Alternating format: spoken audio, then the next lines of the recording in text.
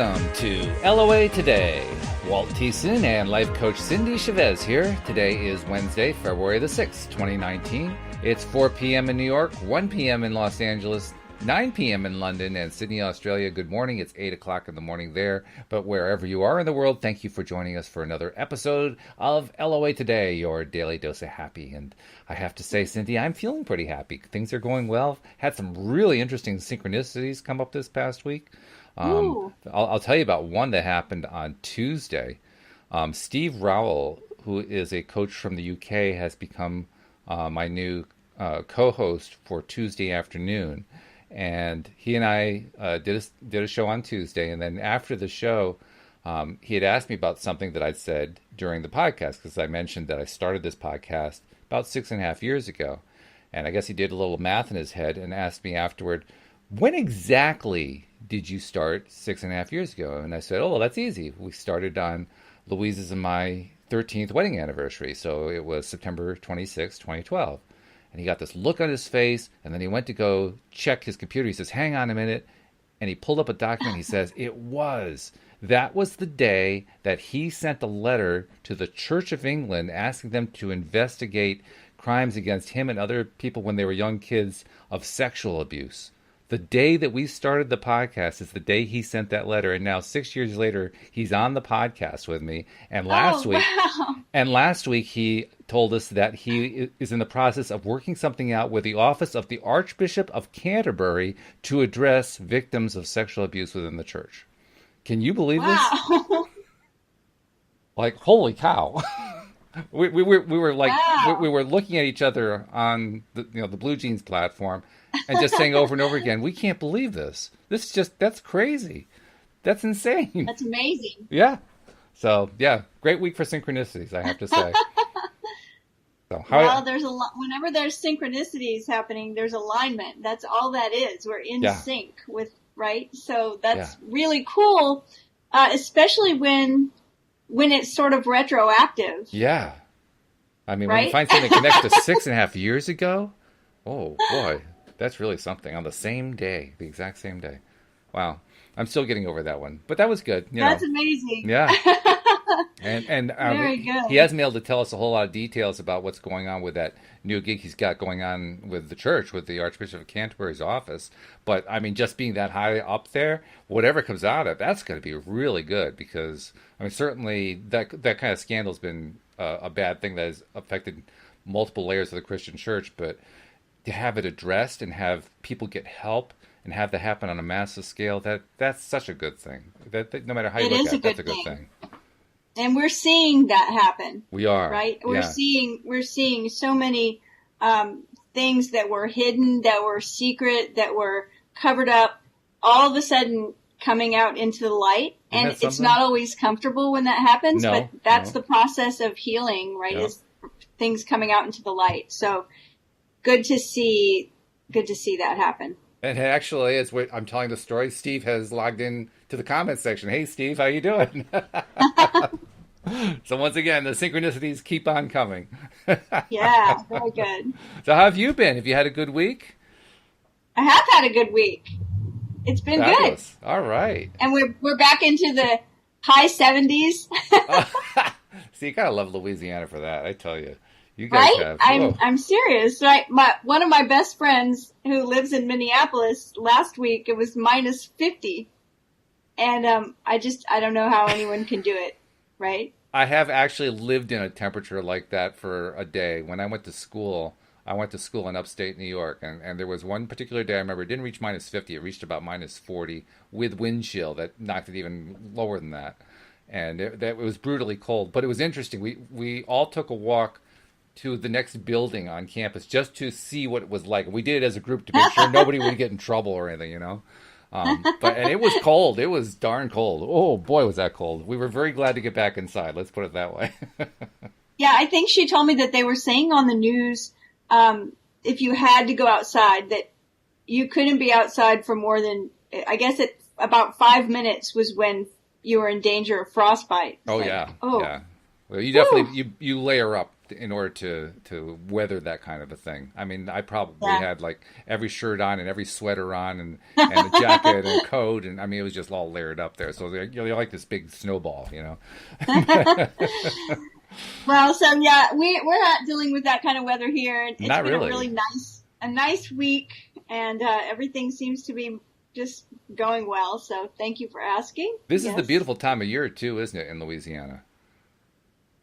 It is. What comes to mind right away is the Japanese magnolia trees, which have green leaves on them at the other time of year, but this time of year they have no leaves at all, but they have little furry buds that you don't really notice until right around Valentine's Day. Oh. They open up into big pink flowers all over the tree. So there's no greenery, no leaves, just big pink flowers all over these bare branches. And they're really, really lovely. And it's almost like clockwork that they bloom on Valentine's Day, right mid-February. They'll be blooming all over town. It's really, really nice. Very great. Yeah. Well, yeah, sounds like things are going good. So very, very excellent. I like it. So we are getting to continue talking about Neville. And I have to say I'm a little bit in Neville withdrawal because we're used to doing it 3 times a week. And then you had to switch your schedule around. And so now we're doing it 1 time a week. So it's like, oh, my God, I got to get my dose in. Right? Oh, well, I think that moving through this particular Neville book, Your Faith is Your Fortune, it's a really good one for this because it's a strong dose. Yeah, that's right. It's a strong dose. Strong stuff here. It is. Well, I'm glad we got the good stuff. That's good. It's the good stuff. And I marked where we were in the middle of chapter 6, I believe. Right. But I wanted to back up just to just a few sentences before where we left off because I thought it was really powerful. So I've got it marked. Now I need to figure out where I started again. Let's see.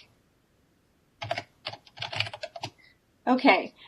This sentence that says, consciousness is the eternal light, which crystallizes only through the medium of your conception of yourself. I thought that was a really powerful sentence because he goes on to say, change your conception of yourself and you will automatically change the world in which you live. And I love we covered this last time, but I just wanted to start here. He says, do not try to change people. They're only messengers telling you who you are. Revalue yourself and they will confirm the change. So again, like we know this is true that when we change, everything else changes. Mm-hmm. Especially in, relationship. As a relationship coach, so many times I get people that as soon as they find out what I do and I say I'm a relationship coach, they go, oh, you need to talk to my husband. Oh, yeah, you need to talk to my sister. Yeah. It's always someone else, right? Right. And it's like, what we have to realize is that when we change, everything else changes. It doesn't always mean that, that all we have to do is change and our relationship will be better. Sometimes our relationship ends, but it's a change, right? Because we change and we're not in resonance with that anymore. So I like that he says, do not try to change people. Yes. They're only messengers telling you who you are. Revalue yourself, and they will confirm the change. That's hard to remember, you will realize, by the way. That's hard to remember that they're only messengers, because that's not the way we experience it. We experience it like, there's this person over here who's broken. I got to fix this person over here. But he's saying, no, don't go there at all. Just recognize that this person's bringing you a message. And like, whoa, wait a minute. It's right akin to that concept that the whole world is a mirror for us. Mm-hmm. Everything's just shining back at us, something that we are putting out there. He says, now you will realize why Jesus sanctified himself instead of others. Why to the pure, all things are pure. why in Christ Jesus, the awakened consciousness, there's no condemnation. So again, Neville decoder ring time. Right. When Neville talks about Christ, when he talks about Jesus, when he talks about God, he's referring to your imagination, or what he calls the awakened consciousness. So that's really important to remember so that we can understand what he's telling us. He says, awake from the sleep of condemnation and prove the principle of life. Stop not only your judgment of others, but your condemnation of yourself. Whenever I read that, I think about the idea that our level of consciousness is directly related to our lack of judging. Mm-hmm. So the judgier we are, the lower our consciousness level is. And I especially like that last part where he says, stop not only your judgment of others, but your condemnation of yourself. I've really become aware in the last year especially just how often we do that. Just how often I do that to myself. And I'm really very, very diligent now in paying attention. Am I saying or doing something or focusing on something where I'm being hard on myself? Because boy, oh boy, I do it a lot. I mean, maybe I shouldn't speak for others. I do it a lot to myself, and I'm trying to do it a lot less. I remember a phrase or a saying when I was in coaching school. One of my mentors said, if we treated other people the way we treat ourselves, we'd all be in jail. This is true. Right? I mean, we all do have a tendency towards condemning ourselves, and that's why Neville's saying this. And the interesting thing is we often can recognize when someone is caught up in the blame game and just blaming everyone else, right? It's like, oh, they're such a victim, that they're not going to ever take responsibility. Everything's someone else's fault. But there's another thing that we fall into, and that is blaming ourselves for everything. That's right. And it's just as bad. Like, we need to, when you get out of the blame game, you no longer blame everyone else, but you don't blame yourself either. You just step up and take responsibility, which is different. It's a higher vibration than blame. Yeah. So it's good that he addressed not only judging others, but also condemning ourselves. I think it's probably the strongest part of the paragraph, actually, but I agree with you. Yeah. Yeah. So he says here, and this is where I think we left off. This is where I put my marker. Hear the revelation of the enlightened. I know and am persuaded by the Lord Jesus Christ that there is nothing unclean of itself, but to him that seeth anything to be unclean, to him it is unclean. Happy is the man who condemneth himself not in that which he alloweth. And it reminds me of Abraham saying the worst thing that you can do for yourself is to do something that you think is bad for you. Right? Like Abraham says, like about food. If you think a certain thing is really unhealthy, then you shouldn't eat it. This is true. Right? It reminds me of that because, What was it, Didi, who shared the story about how Neville and his mentor Abdullah were having a conversation? Right. And his mentor said, don't do what I'm doing. You're not advanced enough. Don't do this. What was he said? He would eat ice cream and drink a glass of rye. Yeah. Oh. So ice cream and whiskey, and Neville said, "Oh, that just seems like it'd be so terrible." And he said, "Well, then for you it would be. You shouldn't do it. Don't do it. Don't do it." I think I'm in Neville's camp on that one. Actually, the idea of those two together just turns my stomach. No, thank you. So Neville says, stop asking yourself whether or not you are worthy or unworthy to claim yourself to be that which you desire to be. You will be condemned by the world only as long as you condemn yourself. I love this. Stop asking yourself whether or not you are worthy or unworthy to claim yourself to be that which you desire to be. We have this idea with law of attraction about putting it out there, asking the universe for something. And I always say that the universe is always supporting us. But what I mean by that is whatever story we're telling, that's what gets supported. Oh, yeah. And so many of us have the story that the universe is up there with some kind of validation rubber stamp, looking at our request and deciding whether we're worthy or not. And that's just not the case. It's like, it's not the case. We can stop asking ourselves that. I'm thinking of there's this guy at this large desk, and he's got the 2 rubber stamps: approved, rejected, approved. Neville says you do not need to work out anything. The works are finished.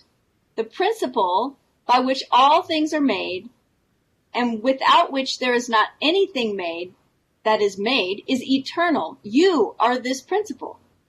Your awareness of being is this everlasting law. You've never expressed anything that you were not aware of being, and you never will. Assume the consciousness of that which you desire to express. Claim it until it becomes a natural manifestation. Feel it and live within that feeling until you make it your nature. Here's a simple formula. Yay! Here's a simple formula. Take your attention from your present conception of yourself and place it on that ideal of yours, the ideal you had heretofore thought beyond your reach. Claim yourself to be your ideal, not as something that you will be in time, but as that which you are in the immediate present.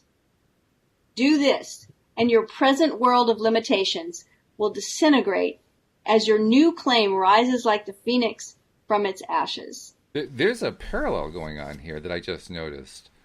The description he gave in these last few sentences is basically about manifesting yourself. It's about hardening your own sense of identity into consciousness, which is exactly the same approach he takes with drawing something to you.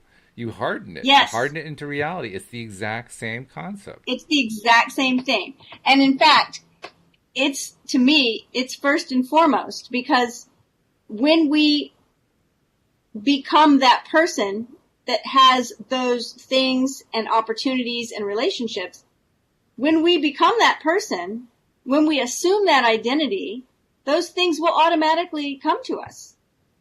They will harden into fact. They have to, because it's who we are. Oh, interesting question from Jeffrey. And we kind of have to make sure that we take it in context, because we've already said what Neville means whenever he talks about Christ Jesus or Jesus. But Jeffrey's question is, did Jesus condemn himself, and why? Not my circus, not my monkeys.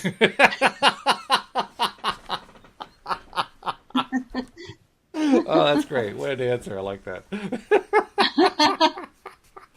Sorry, Jeffrey. Oh, that's funny. That is funny. I can't channel Neville on that, and Neville is going to say that Jesus was not a historical person. Exactly. That Jesus, when he speaks of Jesus, he's using a metaphor of your own consciousness. Now, he's already addressed that we do condemn ourselves. We judge other people and we condemn ourselves. What does that mean, to condemn ourselves? Well, I like to think that when we haven't forgiven ourselves, and I'm not even speaking of forgiveness in the way Neville speaks of it, which, we've talked about that. Neville talks about forgiveness of sin, using sin being missing the mark. Right. And forgiveness is just straightening up that aim. Mm-hmm. That we make it right. We just correct our aim, and we hit the target this time, or we hit the bullseye.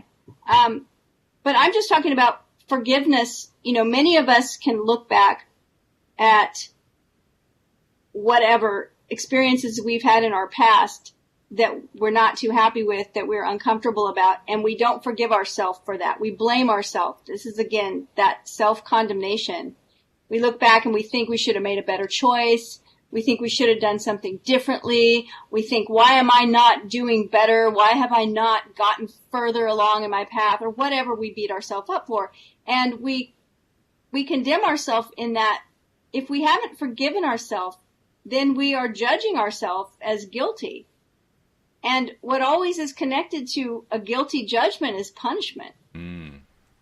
So if we have proclaimed ourselves guilty, we will automatically bring along punishing experiences to line up with that. So it's much better to forgive ourselves. So whether or not Jesus condemned himself, which actually I don't know that we can know the answer to that question. We weren't there and we weren't him. Mm-hmm. This is true. This is right? true. And it also sounds like one of those circular questions, like if God is God big enough to make a rock that's so heavy he can't pick it up, right? Yeah, it's right. like, one of those questions about did Jesus condemn himself? I expect that the real question is if Jesus is all powerful, then did he, if you want to go by what the New Testament says, it says that he laid his life down. If you want to say that means he condemned himself, fine. But all of that is out of my realm of personal belief. So I think you get to answer your own question. I think that's good. That's a good answer. You could dial in and tell us what you think. I mean, the way you were describing it, what you were describing was essentially the trap of second-guessing ourselves. When we second-guess ourselves, we basically put ourselves on trial, condemned ourselves, and now we're setting ourselves up for punishment. So, exactly. So even the act of asking, was Jesus condemning himself, is an act of second-guessing. Do we really want to go down that road? Not so sure myself. Yeah. I say, the easiest way to answer that question is, for me, is having to say, as a human being, it's something that we all do.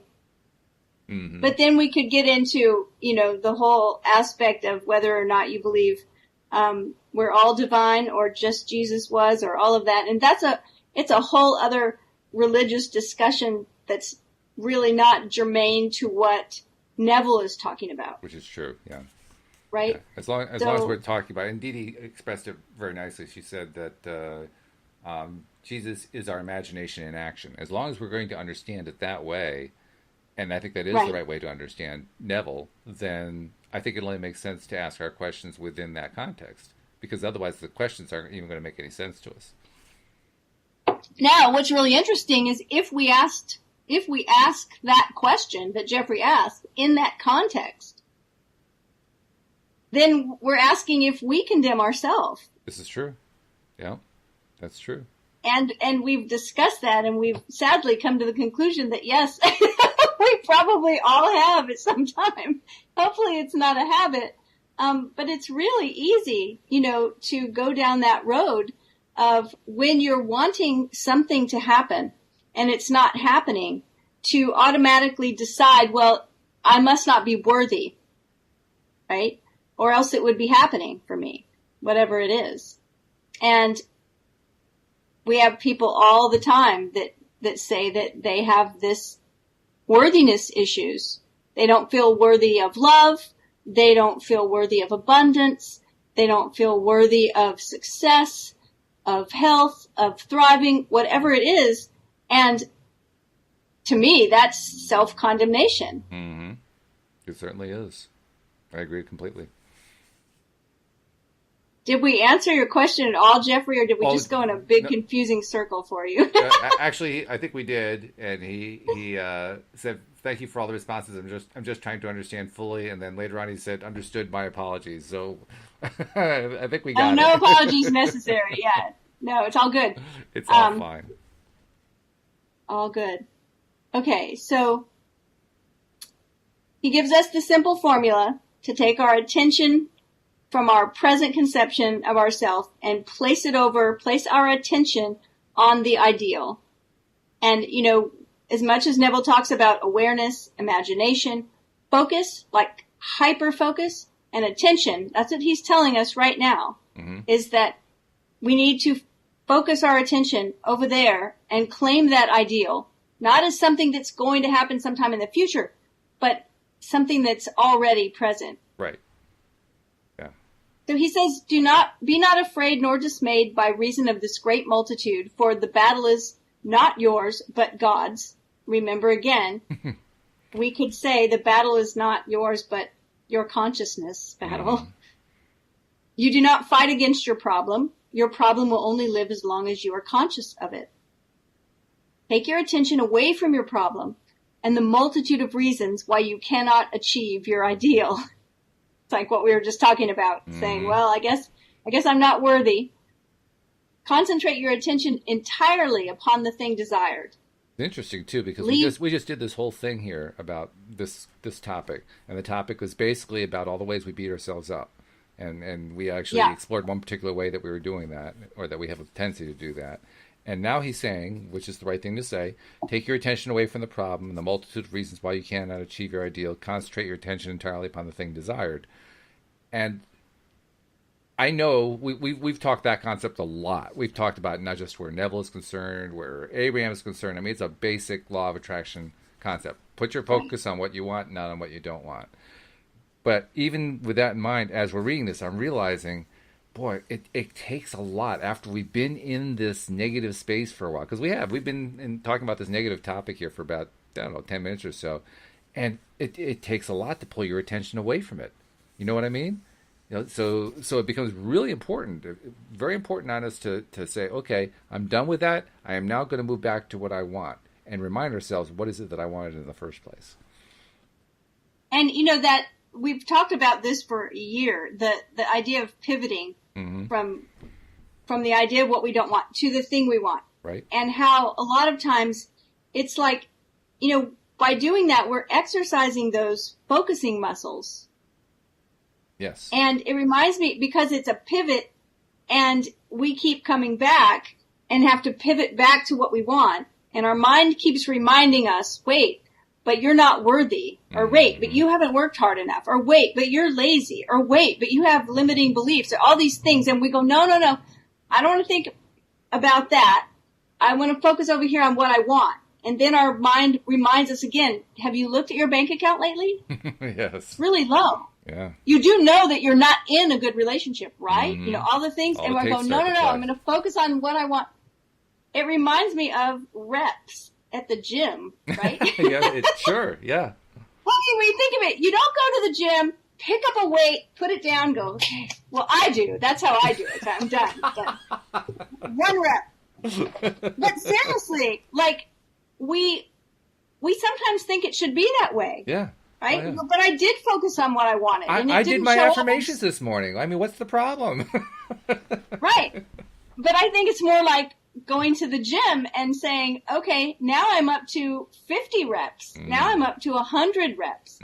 Now I can, because every rep, every pivot builds that muscle to where pretty soon we can, when Neville says, concentrate your attention entirely upon the thing desired. It sounds so easy. Oh, okay, I'll do that.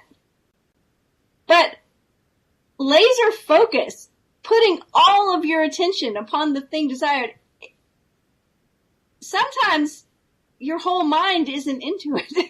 That's true. That's true. Well, we're humans. Trying to get all of my mind on board so I can really focus. Takes practice. It does. It does. That, I think, is where it's most important to remember what we were talking about earlier, not condemning ourselves, being kind to ourselves. Because we are human, and we don't maintain perfect concentration all the time. So, when we slip up, so what? When we slipped a little bit, so we'll climb back into alignment again. No big deal. Nothing to beat myself up about. No blame going on here. Just, oh well, I missed. Just keep going. Just keep going. Yep. I like what he says. He says, in the face of seemingly mountainous obstacles, yes, claim your freedom. The consciousness of freedom is the father of freedom.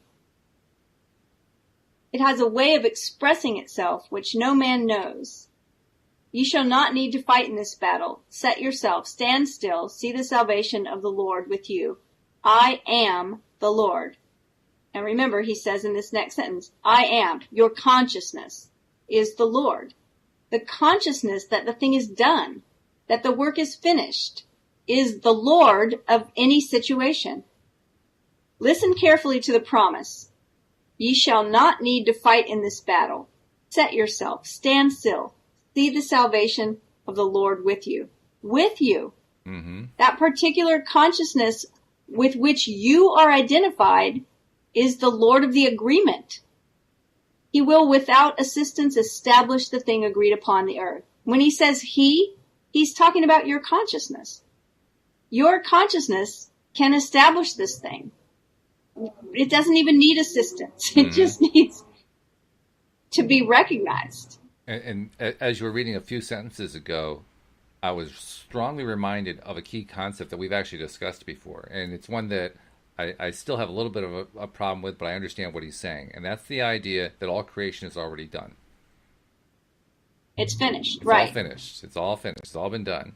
And when you think about that concept and read those few sentences there, I am the Lord. I am your consciousness is the Lord. The consciousness is that the thing is done, that the work is finished, is the Lord of any situation. So the awareness that all creation is done is the key point. That's what he's pointing at here. He's saying that's it.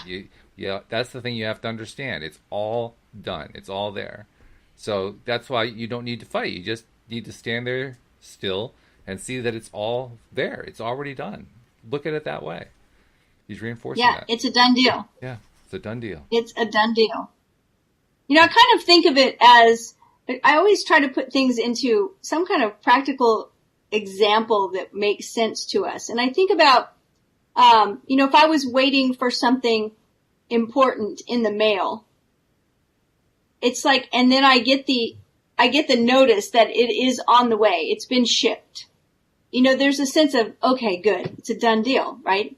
I might not have it in my hands right now, but it's on its way. And I've just got the tracking number. Yeah, so right. It's like, okay, good, right? There's a kind of a sense of relaxation there. There's a sense of, being able to stop resisting and worrying about it. It's like, oh, okay, good. The thing's shipped. It's on its way. Right. Kind of like that. I think that there's a sense of letting go of all of that attachment that we have that causes so much resistance. Now we got two questions actually from Nasha to bring up. Oh, good. Directly tied into what we're talking about here too. She says, first, when we visualize, I had read that you see it as a movie start and start from the end, as in when the wish is fulfilled, so see the end of the movie. And now I guess it's that we see from our eyes, so we are in the scene and seeing it with our own eyes. Can you please elaborate on this?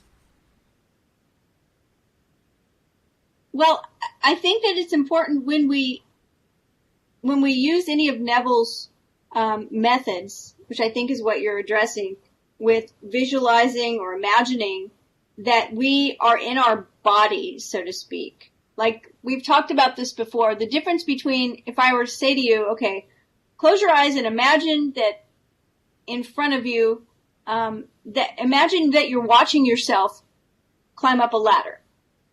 That's different than saying, okay, close your eyes and imagine there's a ladder in front of you and that you're reaching your hands out and you can feel the ladder in your hands. And now imagine that you're putting your feet, no longer are you watching it yourself like a movie, like you're outside of yourself and you're watching from afar, but you're actually in your body and you can feel your feet on the rungs of the ladder and your hands on the sides of the ladder. That's actually Neville's example that he gives in one of his books. Right. And I think it's important that we remember that we should stay in our body, so to speak, when we use visualization, and that we feel what we would feel, and not just emotion, but actual feelings with the five senses. Mm-hmm. We feel our hands and feet wherever they would be. We can feel, if we're imagining, I remember a story that Neville told about a woman that, I believe in the story, her husband was getting stationed somewhere in the military, and they had hoped to be stationed somewhere near the water, Hawaii Florida, or a beach somewhere. I can't remember. I think it was even Florida, what country, but I know which story you mean. Okay, yeah. Florida. Yeah. Yeah. And so in their visualization, what they imagined was that they could feel the sand under their feet. They could feel their bare feet walking on the beach in the sand. Mm-hmm. So I think that is one of the most important things that we remember when we're visualizing, is that we feel it in the body. Mm-hmm. It doesn't even have to be, some people have trouble visualizing, like seeing a vision, so to speak. And that's okay, because so much of this work can be done without that visual sense, can be done with hearing and feeling, tasting, smelling, all of our other senses. Mm-hmm. So, yep. I think it's also important to remember too, Nasha, that it isn't so much what's happening at the end of the movie, it's rather what's happening next after X appears. The X being the thing that they're trying to attract. Right. The thing that you've gotten. Right. You know, when you think about the way movies are made, the way they tell a story by show, you were talking about this recently, showing us something instead of telling us something. Right. So when you see a movie and at the opening scene of the movie, you know, often there's no words. Yeah. Right? You see a person and you see them with their realtor, and they're putting a sold sign on the front of the house, and they're smiling and they're shaking hands, and the realtor's handing them a key. Like, they don't have to have any words, but in your mind you're like, oh wow, they just bought that big beautiful house. It belongs to them now. Everybody's happy. They're going to take the key and go inside. Exactly. Yeah. Right? And so that could be a vignette for someone if what you were desiring was to buy a new home, right? It would be that short. It'd be that little short movie type of thing. In fact, Louise and I like to comment that in the movies where the actor, where one particular actor, it was a really good one, is able to convey an entire scene with wording and everything just through their actions, that's an outstanding actor. The example we like to point to is in the movie A 100-Foot Journey, which is the story of a family from India that moved to France and end up setting up an Indian restaurant right across the street from a French restaurant that has a Michelin star. And they basically have this little competition that goes between them. Well, one of the themes in the movie is the son of the Indian family ends up trying to get a job working at the French restaurant. He's like the chef of the family, and he wants to expand his knowledge to add French cuisine to what he knows how to cook. So he goes to the owner. There's a long story about how this happens, but he goes to the owner and says, I would like to cook you an omelet, knowing that that's her method for checking out whether or not you actually have potential as a chef. So with her help, he creates this omelet, and then you see, and the woman he's doing this with is Helen Mirren, who's obviously a fabulous actress. The next scene, you see Helen sitting down. You're watching her from behind. You see her sitting down and cutting into the omelet, and she takes a bite, and then she just straightens up. And then the camera comes around to the front, and there's this look on her face, and she's taking another bite.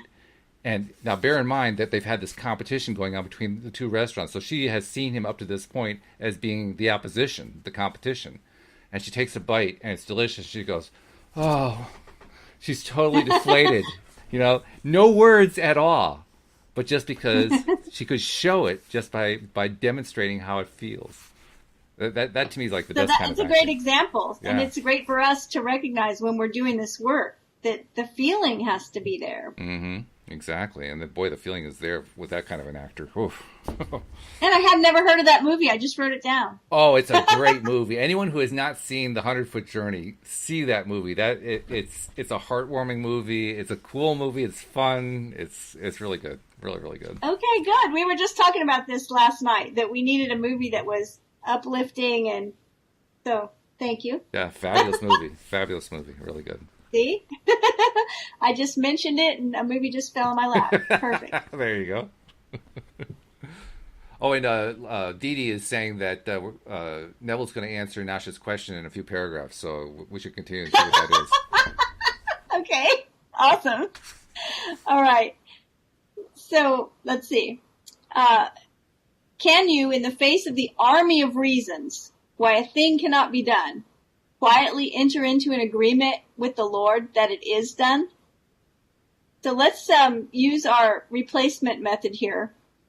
Can you, in the face of the army of reasons why a thing cannot be done, quietly enter into an agreement with your imagination that it is already done? That's the challenge right there. That's the challenge. But I love the way he says, can you quietly enter into an agreement?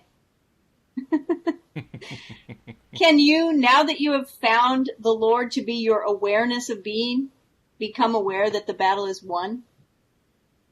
Can you, no matter how near and threatening the enemy seems to be, continue in your confidence, standing still, knowing that the victory is yours?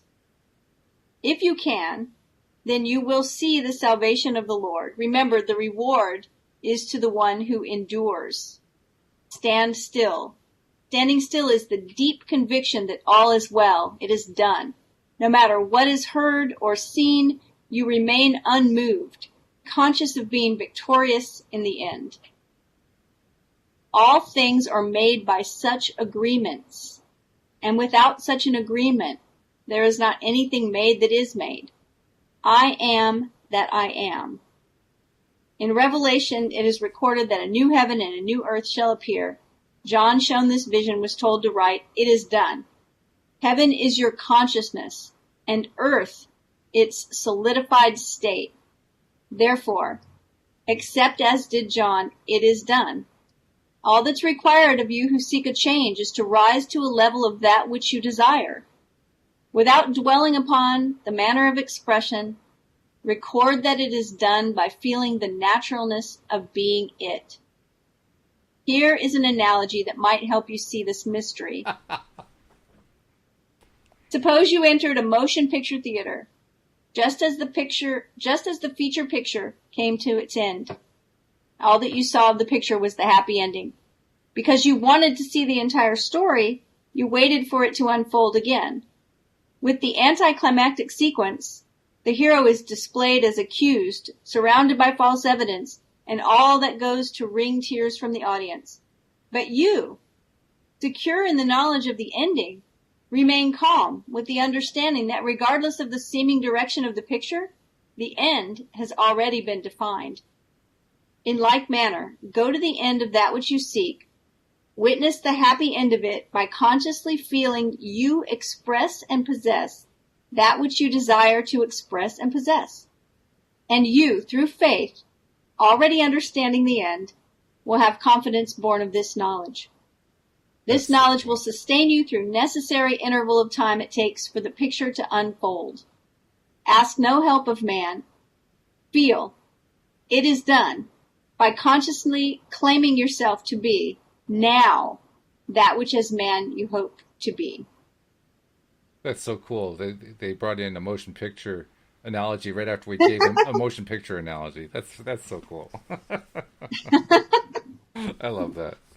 That's great. And I love that idea because it's so true, right? If you're watching a movie that you've already seen and you know it has a happy ending, mm-hmm. and someone's with you and they're watching it and they're worried, oh no, say it's going to be okay.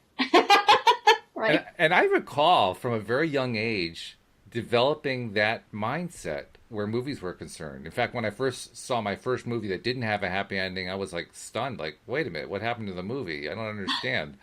But I was already in a mindset that said it's all going to work out at the end. I don't have to worry about it.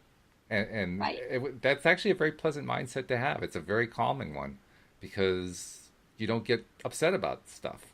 I mean, it can be entertaining to watch some of it, but you don't get upset about it. And that's an important distinction.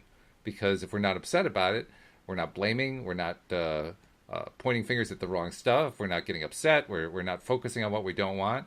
We're just saying, oh, well, okay, that's part of the story. Now, how's it resolve again? Oh, yeah, let's find out. So, I think that we can probably cover the next chapter. Are you game? Is it that short? Yeah, it's fairly short. Let's see. Well, we'll have to move along, but let's see if we can do it.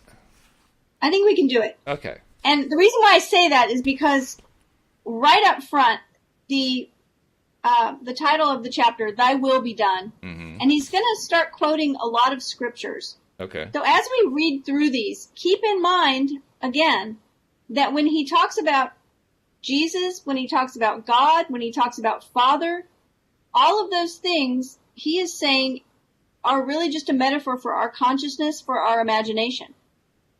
So let's see how it plays out. Okay. He quotes, "Not my will, but thine be done.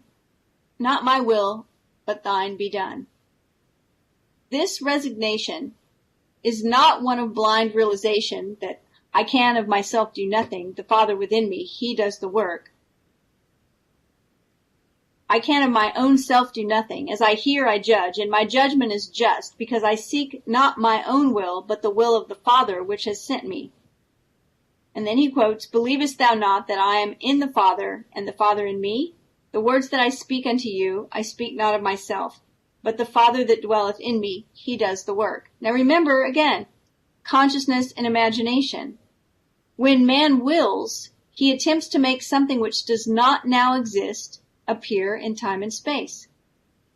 Too often, we're not aware of that which we are really doing. We unconsciously state that we do not possess the capacities to express. We predicate our desire upon the hope of acquiring the necessary capacities in future time. I am not, but I will be. Yeah, right. Man does not realize that consciousness is the Father which does the work, so he attempts to express that which he's not conscious of being. Such struggles are doomed to failure. Only the present expresses itself. Unless I'm conscious of being that which I seek, I will not find it. God, your awareness, is the substance and fullness of all. God's will is the recognition of that which is, not of that which will be. Instead of seeing this saying as, thy will be done, see it as, thy will is done. The works are finished. The principle by which all things are made visible is eternal. Eyes have not seen, nor ears heard, neither hath it entered into the hearts of man, the things which God hath prepared for those who love the law. When a sculptor looks at a formless piece of marble, he sees buried within its formless mass his finished piece of art. The sculptor, instead of making his masterpiece, merely reveals it by removing that part of the marble which hides his conception. The same applies to you. In your formless awareness lies buried all that you will ever conceive yourself to be. The recognition of this truth will transform you from an unskilled laborer who tries to make it so to a great artist who recognizes it to be so.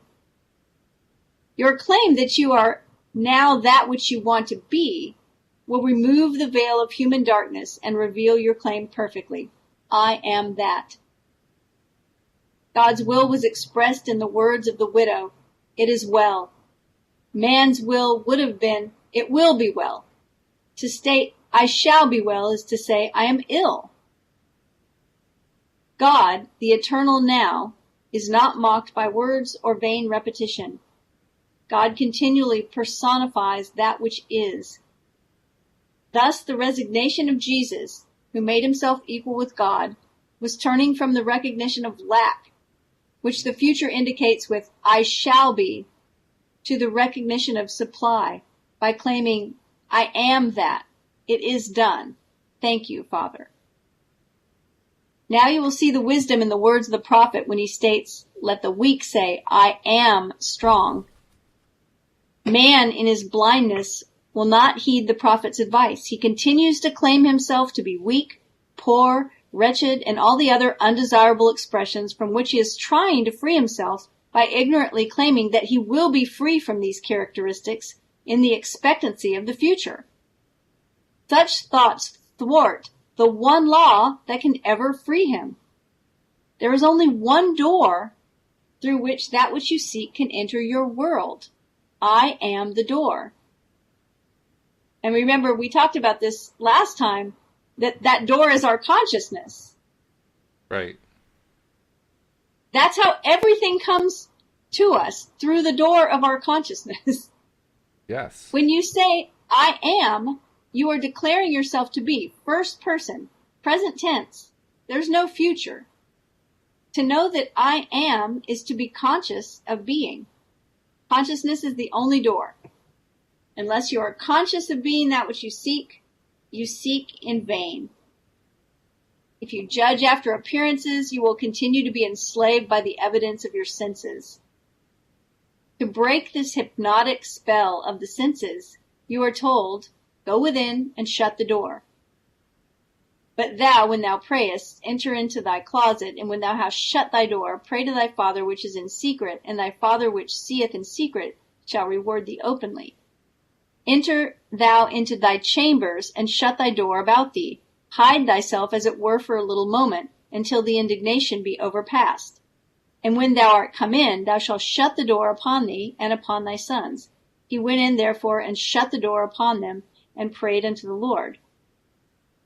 The door of the senses must be tightly shut before your new claim can be honored. Closing the door of the senses is not as difficult as it appears to be at first. It is done without effort. It is impossible to serve two masters at the same time. The master man serves is that which he is conscious of being. I am Lord and master of that which I am conscious of being. It's no effort for me to conjure poverty if I'm conscious of being poor.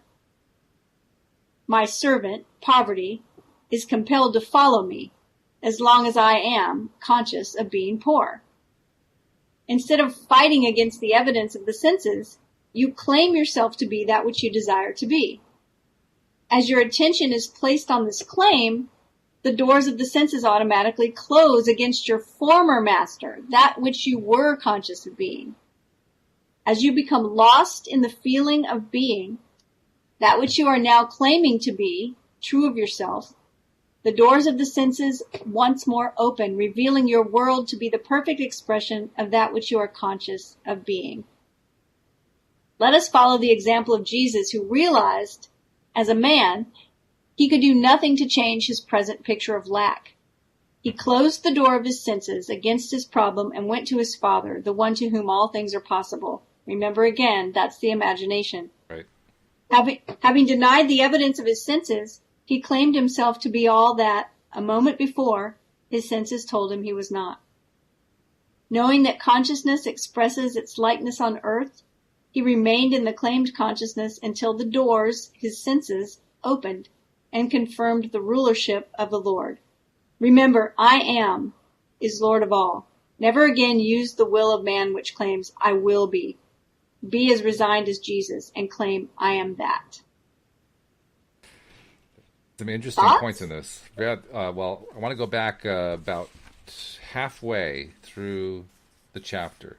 There were two concepts in there, and they actually tie into a question that Jeffrey asked and that Didi tried to answer. Jeffrey asked, does Neville ever mention co-creators and the role they play? And Didi tried to answer. She said essentially she didn't remember a particular time Neville said that, but certainly being a co-creator is part of what he has in mind. What I noticed is the sentence. Let's see if I can find it. First of all, he gave us a slight variation on the definition of God. He said God is the eternal now. So if we tie that back to what we know about consciousness, then what he's also saying is that consciousness is the eternal now, which makes sense. The only thing that we really have is right now. So interesting how he tied that in. And then very shortly after that, he tied in the concept of lack, which is a very Abrahamic concept, the idea of the two-ended stick. So where does co-creators come from? That's also an Abraham concept. So even though he hasn't used the phrase co-creator, it strikes me that, yeah, he's pointing in that direction just by talking about that two-ended stick, the lack end of the stick and the thing end of the stick. That's a key concept in the whole co-creation process, because when you have two or more people who are focusing in the same way on the same thing, on the same, whether it could be the lack end or the thing end, if they're on the same wavelength, so to speak, then they're co-creating together. If one's looking at the lack end and the other's looking at the thing end, there's no co-creation going on.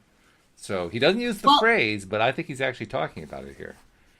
Something else that he brought up when we were talking about don't try to change people, just recognize the messengers that they are. Right. Yes. Some of that lends itself to the idea of co-creation as well, because the people that are in our realm are supporting whatever it is that's going on in our consciousness. Mm-hmm. And oftentimes, because of that, that validation causes us to double down on whatever is in our consciousness, and we create more of it. Right. So I see a little bit of, the idea of co-creation happening that way in Neville's work as well. That's what's so interesting about Neville and Abraham when you look at them together, because their approaches are very different, very, very different, but they all kind of interweave with each other so that you can tell they're really talking about the same thing. Neville never actually uses the phrase law of attraction. To the best of my knowledge, he talks about law of assumption, but never law of attraction.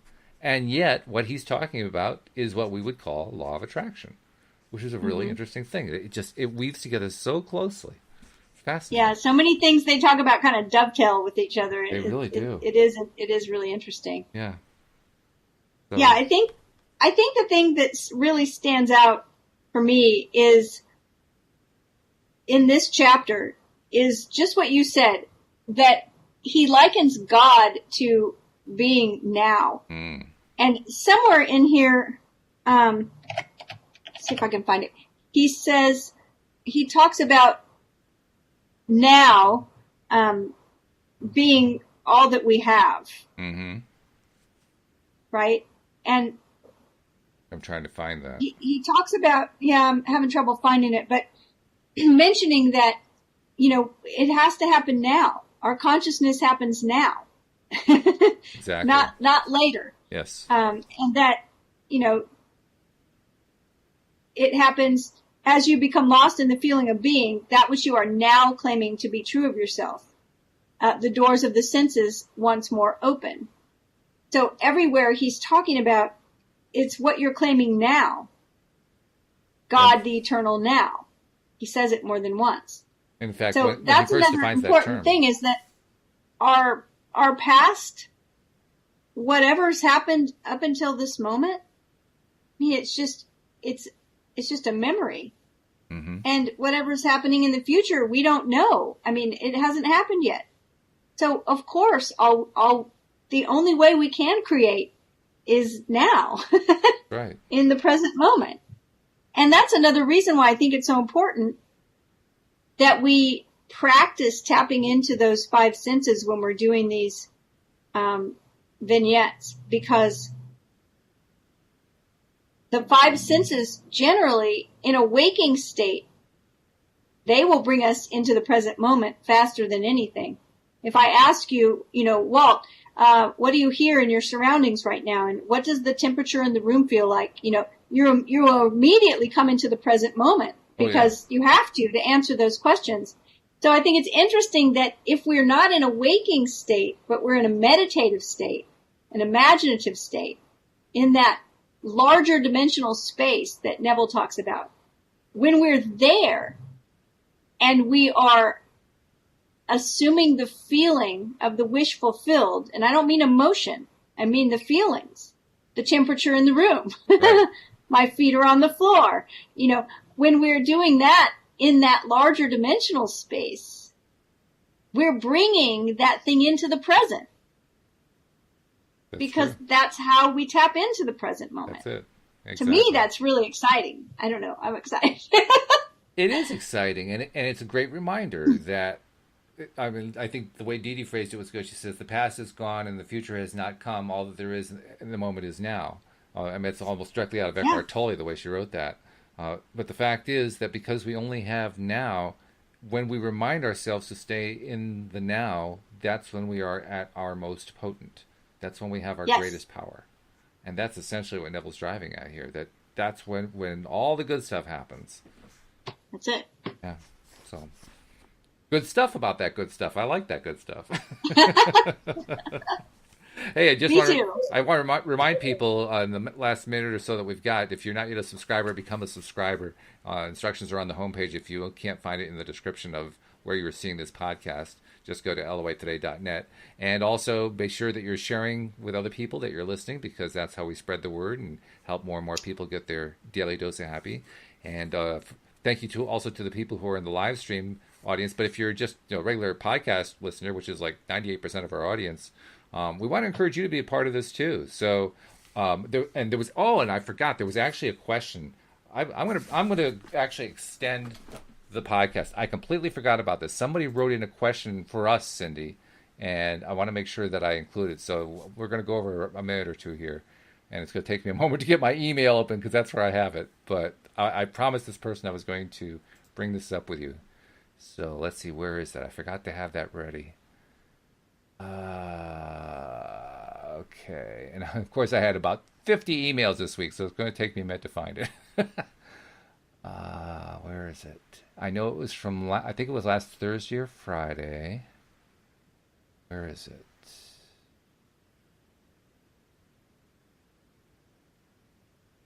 It was Didi's comment. Oh, where is it?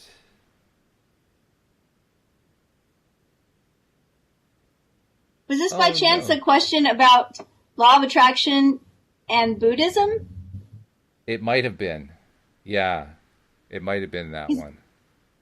As I did answer that question, and then I also said that we would definitely talk about it on a future podcast. So okay, but I don't know that it's. I think it could be a fairly lively and in-depth discussion. I'm not sure. Probably something we should give more than a minute to. My quick answer is there's no problem with practicing both.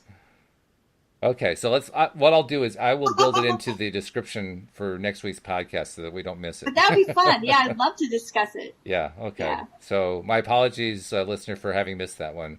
But normally, almost every time we get it in, but for the next show, this time we'll have to do it for the following one.